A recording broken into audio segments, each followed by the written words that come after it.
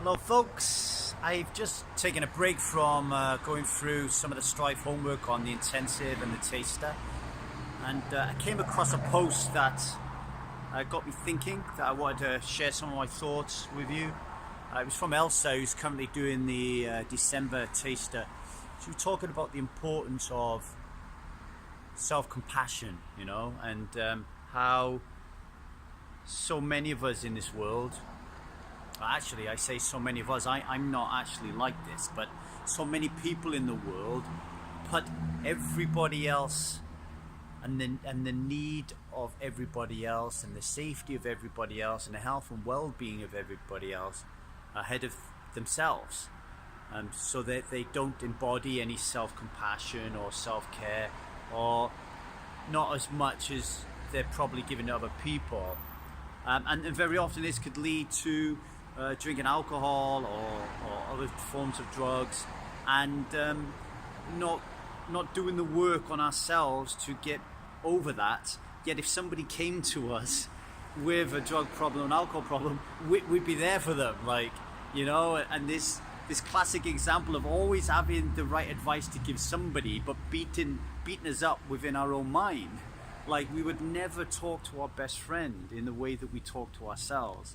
And learning that is really important, And I think what I thought about when I was reading the self-compassion piece that Elsa wrote, it reminded me of a fight I had with Liza last night. Well, fight's the wrong word. I guess the better word is, I don't even know what the word is. I'll just tell you what happened. It's not a fight, but I'll just tell you what happened. So basically, I've been feeling for a while that that I'm not being respected by Liza in the way that I want my wife to respect me as a husband and a human being, right? So, I'm like every human being on the planet. I have some good points and I have some bad points. There are times I treat Liza really, really well. There are times I treat her like shit. Invariably, when I get really angry in the way that I speak to her, right? But at the heart of all that, there is no denying that she knows and feels through my communication and my behavior that she is a fantastic mother and that she is a fantastic human being. And there are times when I don't feel the same. I haven't felt the same from Liza. There are times when I feel, because of her communication with me and the way that she's around me, that I am not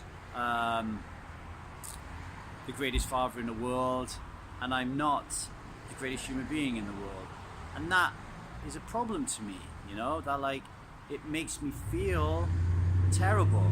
So I raised it to Liza yesterday, and I just want to share this, right? That very often when somebody goes to somebody, a friend or a loved one, to share something as vulnerable as this, to turn around and say, hey, I want you to know that when you say X, Y, and Z, I feel X, Y, and Z. Like, when you're going to someone with that vulnerability, very often it will be met with some form of defense, and some form of defense, and that doesn't feel good. But when it's met with warmth and acceptance and understanding, when you can see in the person's face that suddenly they realize that you are actually feeling these emotions, and they love you, so that is like making an impact on them, and they're not defending themselves, they're just listening to you and they're hearing you and they're giving you presence. That is a beautiful feeling, and I got that feeling last night. Like I said to Liza, when you say X, Y, and Z, I feel disrespected, I feel like I'm not good enough, I feel like if you had the opportunity you would run a million miles away from me, like there is something truly abhorrent and wrong with me at the core of my being. That's how I feel. And I expressed that to her, and she was there and listened to me. And we talked a little bit about how we want to raise our children. And Liza said to me, look, Lee, there are times when I don't like the way you talk to Zia. She's a 2-year-old kid, And I feel that sometimes when you're talking to her, you're treating her like a kid, and you're using your your strength and your authority to kind of like talk to her in a way that I don't like. And I find it disrespectful, and I don't want people disrespecting my daughter. She gave a good example of like maybe teasing her when she's upset about something, as a little example, like as being disrespectful, and like Zia can't take care of herself, right? So in that moment, what I got Liza to understand, right, was we don't have a core values clash when it comes to raising our children. Like, I remember reading Brad Blanton's Radical Parenting way before I had Zia, way before I was in a relationship with Liza, and I learned how important it was to not treat Jude like a child when he was a child, right? And to treat him like a human being, right? Not necessarily treat him like an adult, because those boundaries, you know, need to be respected, and he's not old enough to be treated like an adult, but to treat him like a human being. And I've always tried my very best to treat Jude like that, and I believe he's turned out to be a wonderful young man like that, and I know his mother raises him in the same way.